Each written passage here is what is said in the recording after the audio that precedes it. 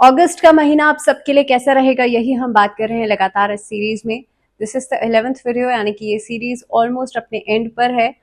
Aquarius यानी कि कुंभ राशि वाले लोगों के लिए बात हो रही है। कुंभ राशि में शनि बैठे हैं, कई सारे और ट्रांजिट्स हैं। सूर्य इस राशि में अपनी राशि खुद की राशि में परिवर्तन करेंगे और ये ट्रांजिट आपके लिए कैसा रहेगा। इसके अलावा शुक्र का ट्रांजिट है, मंगल का ट्रांजिट है, बुध इस महीने में वक्री हो रहे हैं और श्रावण का महीना भी है। तो ये बहुत सारी खास बातें हैं अगस्त से जुड़ी हुई, इसके बारे में हम बात करेंगे। लेकिन सबसे पहले आपका चार्ट देखते हैं, समझते हैं। शनि आपके लग्न में है, वक्रत्व की स्थिति में है। राहु आपके सेकंड हाउस में है, यानी कि कुटुंब के घर में है। शुक्र बुध का कंजंक्ट है आपके सप्तम भाव में।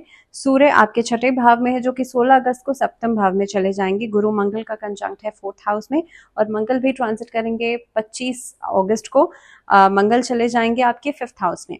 उसके बाद केतु जो है वो राहु के ऑपोजिट रहेंगे अष्टम भाव में। अब इन सभी परिस्थितियों के हिसाब से आपके लिए पूरा महीना क्या कुछ लेकर के आ रहा है। सबसे पहले आपका कार्यक्षेत्र देखते हैं। दशम भाव के जो लॉर्ड हैं मंगल, वो बैठे हैं आपके चौथे भाव में देवगुरु बृहस्पति के साथ, और दशम भाव को देखेंगे, जिसकी वजह से आपके कार्यक्षेत्र में परिस्थितियां जो है वो बेहतर होती हुई नजर आएंगी। इस अवधि में आप देखेंगे, एक तो आपका प्रभाव जो है वो अच्छा रहेगा, वरिष्ठ लोगों से अच्छी तालमेल बनेगी, आगे बढ़ने के मौके मिलेंगे। 26 अगस्त से मंगल पंचम भाव में चले जाएंगे, जो कि दशम भाव से अष्टम भाव है। तो ये समय ऐसा हो सकता है कि लंबे समय से अगर नौकरी बदलना चाह रहे हैं तो इस अवधि में आपको अवसर भी मिलेंगे और नौकरी बदलने का मौका भी मिलेगा। वर्तमान परिस्थिति में अगर देखा जाए तो नौकरी बदलने के कई सारे ऑप्शंस दिख सकते हैं, लेकिन हो सकता है चेंज नहीं हो। बट ड्यूरिंग दैट टाइम, जब मंगल ट्रांजिट कर जाएंगे, तो उसके बाद आपके लिए एक ऐसा फेज आएगा जिसमें कि आप नौकरी बदल सकते हैं। सूर्य महीने की शुरुआत में छठे भाव में, उसके बाद सप्तम भाव में चले जाएंगे, और छठे भाव में बैठ करके आपको सरकारी क्षेत्र से जुड़े हुए अवसर दे सकते हैं नौकरी के लिए। दूसरी बात, इस अवधि में आप देखेंगे सरकारी कोई टेंडर भी आपको मिल सकता है। तो इस तरीके की परिस्थितियां जो है वो बन सकती हैं। सेकेंडली, व्यवसाय के लिहाज से देखा जाए तो शुक्र बुध सप्तम भाव में कंजंक्ट कर रहे हैं।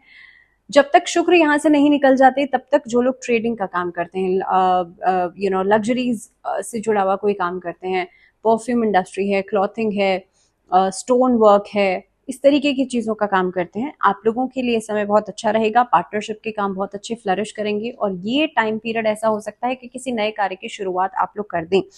किसी के साथ जुड़ करके कार्य करना अच्छा रहेगा, और पुराने डिस्प्यूट्स जो चले आ रहे थे वो सॉर्ट आउट हो सकते हैं। नाउ, अगर मैं बात कर रही हूँ यहाँ से आपके लिए आर्थिक स्थिति की, तो आर्थिक स्थिति आपके लिए यहाँ से बेहतर होती हुई नजर आएगी, क्योंकि देवगुरु बृहस्पति का सीधा सीधा कनेक्शन बनता है। और ये जो समय रहेगा, एक तो नई नौकरी की तरफ भी इशारा करता है, नई रिसोर्सेज की तरफ भी इशारा करता है, इंपोर्ट एक्सपोर्ट के काम में फायदा हो सकता है, ट्रेडिंग के काम में फायदा हो सकता है। नई नौकरी होगी तो इंक्रीमेंट्स बेहतर होके मिल सकते हैं।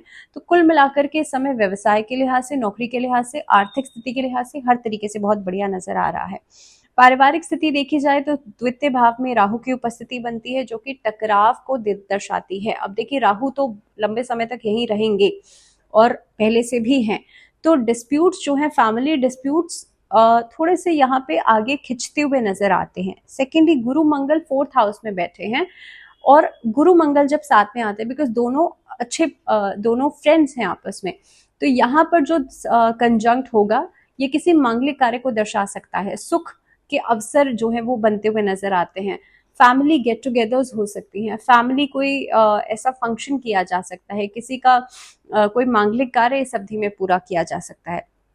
कोर्ट कचहरी के मामलों में थोड़ा सा सतर्क रहेगा। शनि हालांकि वक्रत्व की स्थिति में आपके काम को थोड़ा सा बढ़ाएंगे और थोड़ा ट्रिकी भी कर सकते हैं, यहाँ पे मैनिपुलेट कर सकते हैं लोग आपको। दूसरी बात, अगर मैं स्वास्थ्य के नजरिए से देखूं तो देखिए, केतु अष्टम भाव में मौजूद है। सडन एक्सीडेंट से बचिएगा, चोट आदि लगने से बचिएगा, इस अवधि में कोई कट लगने से बचिएगा, और खासतौर पे लोअर बैक से जुड़ी हुई समस्या परेशान कर सकती है, ऐसी परिस्थितियों से आप लोग बचिएगा। सूर्य भी महीने की शुरुआत में छठे भाव में मौजूद है, उसके बाद सप्तम भाव में जाएंगे। तो पहली बात तो रोग ऋण, और रोग ऋण को दर्शाता है सिक्स्थ हाउस, और सूर्य जब इस हाउस में बैठेंगे तो कहीं ना कहीं पे थोड़े बहुत इश्यूज आपको हेल्थ को लेकर के आ सकते हैं। और खासतौर पे केतु अष्टम भाव में है, तो कोशिश ये कीजिएगा, अगर कोई इंजरी हुई है तो उसका आप लोग खास तौर पर ध्यान जरूर रखें। 22 अगस्त को जब बुध भी छठे भाव में लौटेंगे तो इस अवधि में भी, और शुक्र 25 तारीख को अष्टम भाव में चले जाएंगे, मंगल भी पंचम भाव में 26 अगस्त को होंगे। तो आपके लिए इस अवधि में थोड़ा सा सावधान रहना जरूरी रहेगा। जितना हो सकता है सबसे पहले तो अपनी जो प्रतिरोधक क्षमता है उसको बढ़ाइएगा, अपनी इम्यूनिटी को स्ट्रॉन्ग कीजिएगा, ओम का चैंट कीजिएगा, अपने लिए चक्रा बैलेंसिंग करना इस अवधि में बहुत इंपॉर्टेंट है, और अपने हाथ से रुद्राभिषेक इस अवधि में जरूर कराइएगा। रिलेशनशिप्स की बात कर लेते हैं, तो रिश्तों के लिहाज से अगर देखा जाए तो इस अवधि में रोमांस जो है वो आपके रिश्तों में रहेगा। अगर आप किसी के साथ लव रिलेशनशिप में है तो उनके साथ आपकी विवाह की बात पक्की की जा सकती है। पंचम भाव के लॉर्ड जो है वो बुध हैं, 22 तारीख को वक्रत्व की अवस्था में कर्क राशि में लौट आएंगे, और ये आपको थोड़ी सी समस्या दे सकते हैं। इसमें छोटे छोटे झगड़े जो हैं वो पैदा हो सकते हैं, आपस में कुछ डिस्प्यूट्स हो सकते हैं because of your own words. तो मैं पहले से ही आपको बता रही हूँ कि खुद के शब्दों की वजह से ही ऐसा हो सकता है, क्योंकि बुध की स्थिति है यहाँ पे। तो थोड़ा अलर्ट रहेगा कि आप क्या कह रहे हैं क्या नहीं कह रहे हैं, अपनी कमिटमेंट्स को लेकर के थोड़ा सा सचेत रहिएगा। इसके बाद अगर मैं वैवाहिक जीवन की बात की जाए तो वक्री शनि की जो स्थिति है, लग्न में है, सप्तम भाव पर दृष्टि है, सप्तम भाव में पहले से ही बुध शुक्र का कंजंक्ट है, लेकिन जब ये यहाँ से चले जाएंगे तो सीधी सीधी शनि की दृष्टि, वक्री शनि की दृष्टि पड़ेगी। अब इनिशियल फेज में तो आप देखेंगे अच्छी जो बातचीत है वो रहेगी, वैवाहिक जीवन में तालमेल बनेगा, लेकिन उसके बाद की स्थितियों में दिक्कत आती हुई नजर आती है, क्योंकि जब सूर्य भी सप्तम में आ जाएंगे तो उसके बाद ईगोइस्टिक इश्यूज उठ सकते हैं। दूसरी बात, मंगल की पोजीशन जहां तक मैं देख पा रही हूँ तो मंगल भी पंचम भाव में 26 अगस्त को चले जाएंगे, तो वैवाहिक जीवन में यहाँ से भी उतार चढ़ाव आपके लिए देखने को मिलेंगे। लेकिन बृहस्पति सुख भाव में है, तो ऐसा नहीं होगा कि कोई भी परिस्थिति लॉन्ग टर्म में खिंचेगी, लड़ाई झगड़ा होगा, सॉर्ट आउट हो जाएगा। तो ऐसी कोई बहुत मेजर इशू नहीं नजर आता है, लेकिन ऑलरेडी जिनके कोर्ट कचहरी में मामले चल रहे हैं उनको अपनी वाणी पर नियंत्रण रखना चाहिए।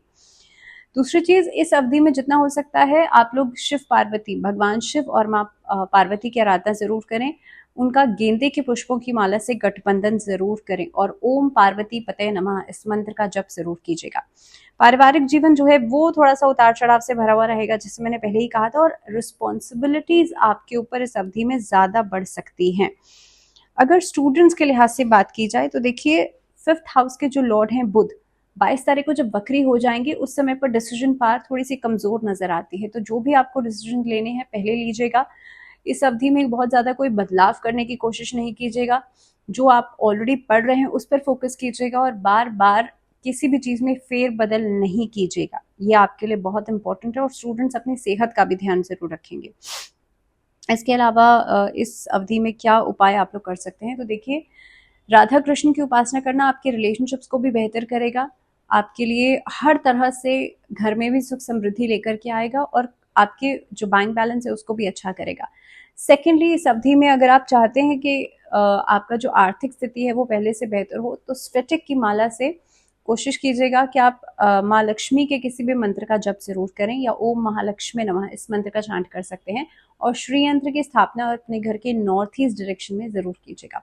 तो ये कुछ रेमेडीज हैं जो कि इस महीने में आप कर सकते हैं। फिलहाल मुझे दीजिए इजाजत, नमस्कार।